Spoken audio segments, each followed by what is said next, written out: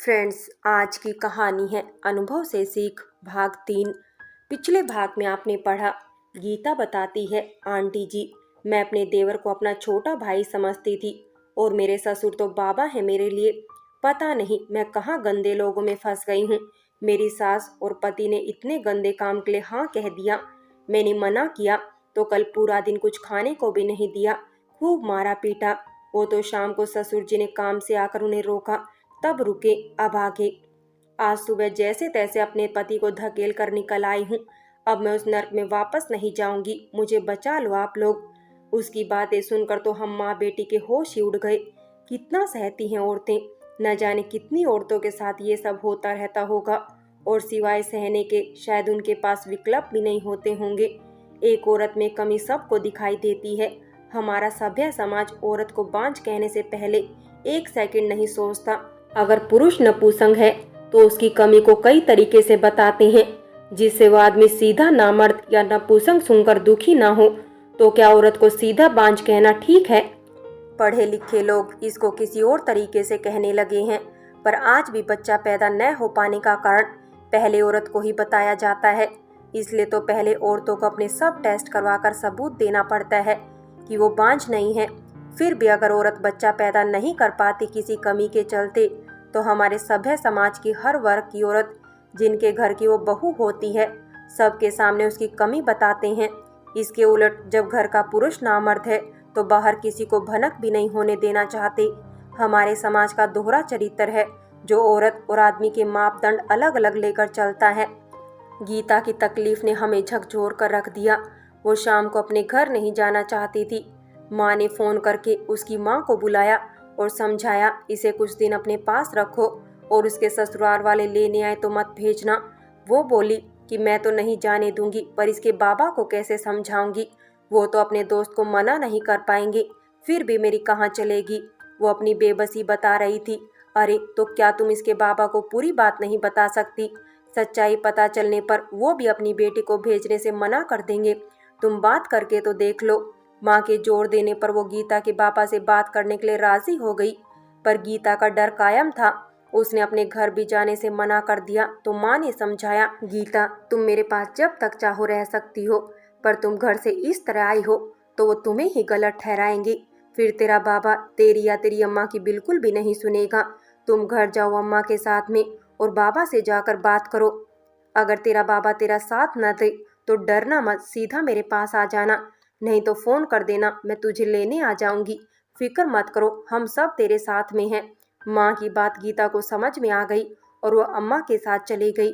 रात को पापा और वैभव के सामने फिर चर्चा हुई तो पापा ने कहा, कोई दिक्कत हो तो सीधा पुलिस स्टेशन चले जाना गीता को लेकर, और शिकायत कर देना उसके ससुराल वालों की। फिर सीधे हो जाएंगे वो सब। हम सबको सुबह का इंतजार था, क्योंकि रात तक तो गीता का कोई फोन नहीं आया था। पता नहीं उसके बाबा समझ गए होंगे या नहीं। सवाल बहुत सारे थे, जवाब का इंतजार सुबह तक ही करना पड़ेगा। मुझे आज सब याद आ रहा था। गीता दीदी का हमारे घर पर काम करना, मेरी और वैभव की किताबों में से कुछ पढ़ने की कोशिश करना, जिसे देख माँ उसको काम के साथ साथ कुछ अंग्रेजी के शब्द और उनका मतलब बताती और फिर उसे अगले दिन पूछती। सिलाई सिखाते हुए भी माँ उसको एक एक चीज लिखवाती, जिससे आगे कभी कोई दिक्कत आए किसी भी काम में तो वो उसमें से देख लेगी। माँ एक बहुत अच्छी टीचर है, ये भी हम जान गए थे। माँ ने मुझे टाइम टाइम पर बहुत अच्छे से गाइड किया। अट्रैक्शन और बॉडी में होने वाले चेंजेस और सेक्स सब ही समझाया था, और मुझे ऐसा लगता है पापा ने वैभव को भी समझाया होगा। काश सभी बच्चों के पेरेंट्स इस बारे में अपने बच्चों को समझाए तो कितना अच्छा होता। अगर गीता दीदी को भी इन रिलेशंस के बारे में कुछ इन्फॉर्मेशन होती तो शायद अपने साथ हो रहे 2 साल के धोखे को शुरू के दिनों में ही समझ लेती और अलग हो जाती। वैसे तो आजकल सोशल साइट्स पर सब कुछ सीखने और जानने को मिल जाता है, पर वो ये तो नहीं बताते ना कब क्या सही है। ये तो हमें खुद ही समझना है। गीता के पति ने उसके भोलेपन का ही फायदा उठाया है। समझ नहीं आता, जब कमी उसमें है तो फिर उसने अपनी दूसरी शादी करके गीता की लाइफ को क्यों खराब कर दिया। उसे तो पहले से ही पता होगा, तभी तो वो ऐसा कुछ कर रहा था। गीता दीदी के बारे में सोचते सोचते कब आंख लग गई पता ही नहीं चला। सुबह 6 बजे अलार्म बजा, तब जाकर आंख खुली। नींद तो बहुत आ रही थी, पर ऑफिस जाना था तो जल्दी से तैयार होकर लंच लिया और दूध पीकर घर से बाहर आ गई। गीता का ख्याल एक बार फिर आ गया, पर इस बार मैं जल्दी में थी तो ख्याल को बाद में आने का कह कैब में बैठ गई। अब रास्ते में थोड़ा काम भी देखना है, सोच अपना लैपटॉप निकाल कर बैठ गई। सारा दिन बिजी रहने के बाद शाम को जब खाली हुई तो घर जाने की जल्दी थी, क्योंकि गीता दीदी के बारे में जानना था। लंच करते हुए घर पर कॉल किया था तो माँ ने कहा कि वो बाहर है। जब घर पहुंची तो माँ, पापा और वैभव चुपचाप बैठे थे। अजीब सी शांति थी घर पर, जबकि इस टाइम तो माँ का टीवी पर सीरियल चल रहा होता है, पर टीवी भी खामोश है हम सब की तरह। अरे सबको क्या हुआ, इतने चुप क्यों हो? टीवी भी बंद है हमारा। मैंने कोशिश की अपने घर में छाई खामोशी को तोड़ने की। बेटा चल पहले मुंह हाथ पैर धो ले, फिर बात करना। माँ ने मुझे पानी देते हुए कहा। मैं भी पानी पीकर फ्रेश होने चली गई। मुझसे घर में अजीब सी शांति देखी नहीं जा रही थी, सो फटाफट फ्रेश होकर ड्राइंग रूम में आ गई। हाँ माँ, अब बताओ क्या हुआ आप सबको? आप लोग इतने चुप क्यों हो पापा? बेटा, गीता को पुलिस पकड़ कर ले गई है। क्या? पर क्यों माँ, आज वो सुबह आई थी क्या घर पर? हाँ वो आई तो थी, पर दोपहर को आई थी। जब वो आई थी तो उसने मुझे बताया कि आंटी मैंने सब सही कर दिया है, अब कोई परेशानी नहीं होगी। मैंने पूछा कि बाबा से सब बात की क्या? क्या कह रहे हैं तेरे बाबा?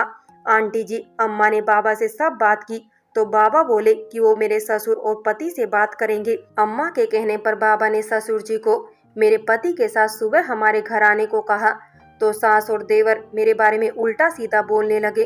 तो बाबा ने कहा वो यहाँ आकर बात करें। उन्होंने कहा कि तुम्हारी बेटी घर से भाग कर गई है, तुम लोग यहाँ आओ। पर ससुर जी ने दोबारा फोन करके कहा कि वो लोग सुबह आ जाएंगे काम पर जाने से पहले। सुबह मेरी सास, देवर और मेरे पति ने हमारे घर के बाहर गली में खड़े होकर तमाशा किया। मेरे ससुर जी रोकते रहे पर उनकी किसी ने नहीं सुनी और न ही बोलने दिया। थक हार कर बाबा सबके सामने हाथ जोड़कर खड़े हो गए कि गलती हमारी तरफ से है, मुझे माफ कर दो। मेरा देवर और सास ही बोलते जा रहे थे, अंदर बैठकर बात करने को कोई तैयार नहीं था। थोड़ी देर में मेरा पति पता नहीं कहाँ से आया, वो मुझे बालों से पकड़कर मारने लगा तो मैंने उसका हाथ पकड़कर मरोड़ दिया और पास एक डंडा रखा था, मैंने लेकर उसे बहुत मारा। सिर्फ उसे ही नहीं, देवर को भी नहीं छोड़ा। मुझ में बहुत साहस आ गया था आंटी। आज मैं अपने ऊपर होने वाले अत्याचारों का बदला लेकर शांति महसूस कर रही हूँ। जैसे वो चिल्ला रहे थे, मैंने भी चिल्लाकर पूरी गली में उनका सच सबको बता दिया। बाबा मुझे रोकते रहे पर मैं नहीं रुकी। अभी वो मुझसे बात कर ही रही थी कि पुलिस आ गई और उन्होंने कहा कि गीता के खिलाफ रिपोर्ट लिखवाई गई है कि इसने अपने ससुराल वालों को बहुत मारा है, पति की जान लेने की कोशिश की है और वो हॉस्पिटल में है। मैंने और गीता ने पुलिस को सब बताने की कोशिश की, पर उसने कहा कंप्लेन हुई है तो लेकर तो जाना ही पड़ेगा, बाकी सब पूछताछ की जाएगी। मैं उसके जाने के बाद समझ ही नहीं पाई तो तेरे पापा को फोन किया। मैं उसके पति और इसकी रिपोर्ट्स लेकर पुलिस स्टेशन गई और उनको पूरी बात बताई। तब तक तुम्हारे पापा भी आ गए थे। पापा ने बात कर ली, देखो शायद कल तक वो घर आ जाए, क्योंकि उसका पति एडमिट हुआ है तो उसकी रिपोर्ट देखनी है उनको कि क्या हुआ, जान को खतरा तो नहीं है ना। कह रहे हैं उसका सर फट गया है, पर गीता कह रही थी उसने उसको सर पर नहीं मारा है। अब उसके पति का झूठ सच तो कल ही सामने आ जाएगा, पर गीता को बहादुरी महंगी पड़ गई। माँ, ये तो गीता दीदी ने बिल्कुल ठीक किया। माँ, एक दिन की बात है, आप परेशान ना हो, वो जल्दी ही फ्री हो जाएगी बेमतलब रिश्ते से और झूठी कंप्लेन से। मैंने माँ की परेशानी थोड़ी कम करनी चाहिए तो वैभव और पापा ने भी मेरा साथ दिया। माँ, बहादुरी महंगी नहीं पड़ेगी उसको, पर आज़ादी सस्ती भी तो नहीं मिलती ना। डोंट वरी, चलिए हम सबको भूख लगी है, चलो खाना बनाते हैं माँ, मैंने उठते हुए कहा। तो वैभव ने कहा, दीदी मैंने अभी सबका खाना ऑर्डर किया है, आता ही होगा।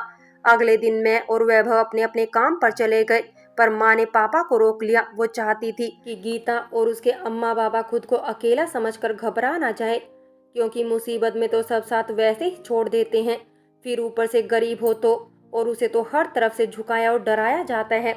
माँ ने बताया था गीता दीदी के बाबा भी पुलिस स्टेशन गए थे।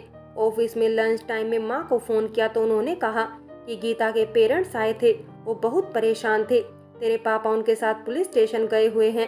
अपना काम करते हुए भी ध्यान गीता दीदी पर ही था, बस यही सोच रही थी क्या हुआ होगा। अरे शिखा, क्या काम में लगी हुई है, देख जरा ये वीडियो, कैसे एक औरत किसी को पीट रही है, मीनू ने मुझे वीडियो दिखाया तो मैं हैरान हो गई। वीडियो गीता दीदी का ही था, जो किसी ने फेसबुक पर शेयर किया हुआ था और यूट्यूब पर अपलोड किया गया था। फेसबुक पर ऊपर लिखा हुआ था कि एक लड़की ने गालियां और पिटाई करके पति को सबक सिखाया। ये वीडियो किसी ने गली से गुजरते हुए हंगामा देखकर बनाया होगा। उसमें साफ दिख रहा था कि पहले इसके पति ने शुरुआत की। मैंने अपने कलीग और फ्रेंड मीनू को बताया कि हमारी हाउसमेड है। फिर तो पूरे ऑफिस में हंगामा हो गया कुछ देर के लिए। मैंने वो वीडियो पापा माँ को भेजकर पापा को कॉल करके बताया कि आप देखिए, क्या पता कुछ हेल्प हो जाए। शाम को जल्दी निकल आई ऑफिस से और फिर भी ट्रैफिक की वजह से 7 बज ही गए घर पहुंचने में। माँ पापा, गीता दीदी और उसके पेरेंट्स सब बैठे थे। गीता दीदी को देखकर खुशी हुई। ये हुई ना मेरी दीदी वाली बात। बहुत अच्छा किया जो उसको सबक सिखाया। मेरे ऑफिस में सब तारीफ कर रहे थे आपकी। मैंने कहा तो वो बोली, आपने ही कहा था अगली बार मारे तो मार मत खा कर आना। मुझे याद है वो बात। गीता दीदी ने कहा तो सब हंस दिए। पापा, फिर सब कैसे मैनेज हुआ और कब आए आप लोग? सवाल तो बहुत थे मन में, पर पापा ने रोका। रुक जा, बताता हूँ सब, बैठ तो जा। मैं झट से बैठ गई। गीता बेटा, तुम जाओ, सबके लिए चाय बना कर ले आओ, पापा ने कहा तो वो चाय बनाने के लिए चली गई। बेटा, पुलिस ने हॉस्पिटल में पता किया तो उसको कोई खास चोट नहीं आई थी। सिर पर तो कोई थी भी नहीं। फिर जहाँ से ये सब हुआ वहाँ भी सभी ने कहा इसका पति वहाँ से ठीक ठाक गया था, सिर में कोई चोट नहीं आई। जो वीडियो तूने भेजा वो भी उनको दिखाया कि सब कैसे शुरू हुआ। गीता को छोड़ दिया गया और फिर गीता ने अपनी सास, देवर और पति के खिलाफ रिपोर्ट लिखवा दी है और अब उनको पुलिस अंदर करेगी। यही नहीं, तुम्हारी माँ ने एक संस्था में भी बात की है, वो गीता का साथ देंगे। अगर वो केस करना चाहे तो सजा तो होनी चाहिए ऐसे लोगों को पापा। गीता दीदी भी चाय लेकर आ गई। उसने मेरी बात सुन ली थी। सजा तो मिलनी चाहिए अंकल जी।